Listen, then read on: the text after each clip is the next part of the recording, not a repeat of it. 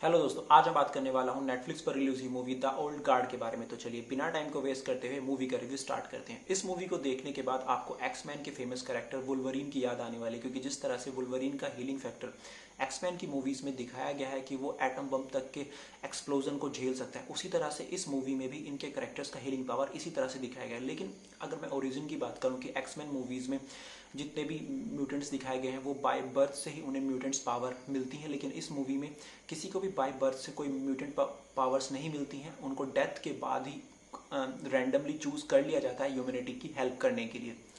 तो चलिए मूवी के मेन प्लॉट को स्टार्ट करने से पहले अगर मैं इस मूवी की कुछ डिटेल्स की बात करता हूं तो इस मूवी को IMDb पर 6.7 की रेटिंग मिली है आउट ऑफ 10 और रोटन टोमेटो के इसके स्कोर्स 82% के हैं। और अगर मैं इस मूवी की लैंग्वेज की बात करता हूं तो ये मूवी हिंदी और इंग्लिश में नेटफ्लिक्स पर अवेलेबल है, तो आप जिस भी लैंग्वेज में कंफर्टेबल हो इस मूवी को देख सकते हैं। स्पॉइलर वार्निंग के साथ मूवी के मेन प्लॉट को स्टार्ट करते हैं। अगर मैं इस मूवी के मेन प्लॉट की बात करता हूं तो इस मूवी का मेन प्लॉट स्टार्ट होता है 4 इमोर्टल ग्रुप के मेंबर्स दिखाए गए हैं, निकी, जोए, बुकर और एंडी।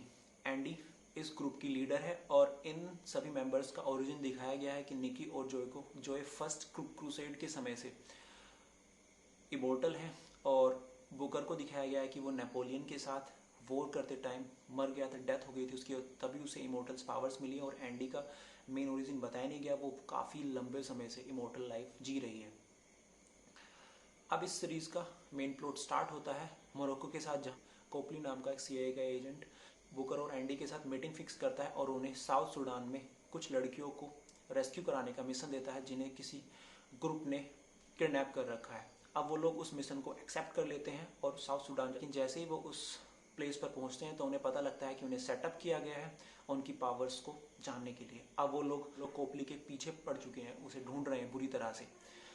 अब मूवी का मेन प्लॉट का फोकस अफगानिस्तान की तरफ किया जाता है, जहां अमेरिकन मरीन की एक ऑफिसर नाइल एक रेस्क्यू मिशन के दौरान मतलब उसकी डेथ हो गई है और उसे भी अचानक रैंडमली चूज कर लिया गया है इमोर्टल पावर्स के लिए।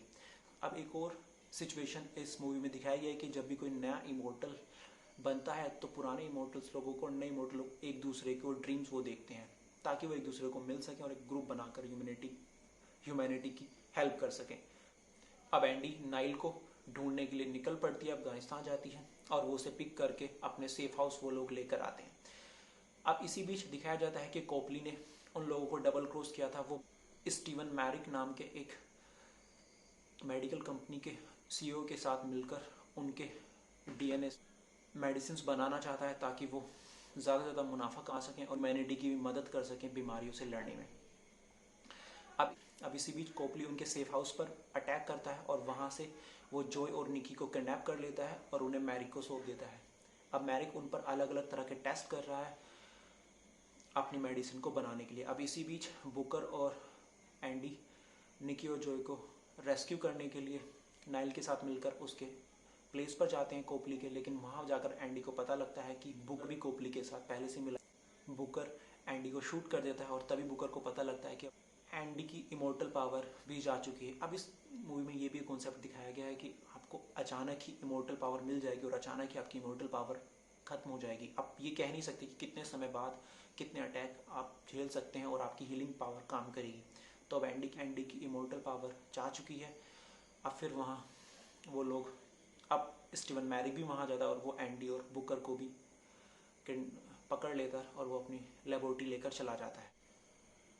अब मैरिक बाद में कोपली को भी डबल क्रॉस करता है। अब कोपली नाइल के साथ मिलकर अब उन चारों को का रेस्क्यू मिशन करता है। तो यानी मूवी का मेन प्लॉट इंसिडेंट के चारों तरफ घूमती रहती है। तो मतलब एक तरह से एक आप बोल सकते हैं कि इस मूवी में म्यूटेंट के कॉन्सेप्ट को एक अलग तरह से यूज़ किया गया है। तो एक बार आप इस मूवी, अगर आप एक्समैन मूवीज़ के काफ़ी बड़े फ़ैन हैं तो आप इस मूवी को एक बार ज़रूर वॉच आउट कर सकते हैं। होपफुली ये वीडियो आपके लिए काफ़ी हेल्पफुल रही होगी इस मूवी के प्लॉट को समझने के लिए। Thank you.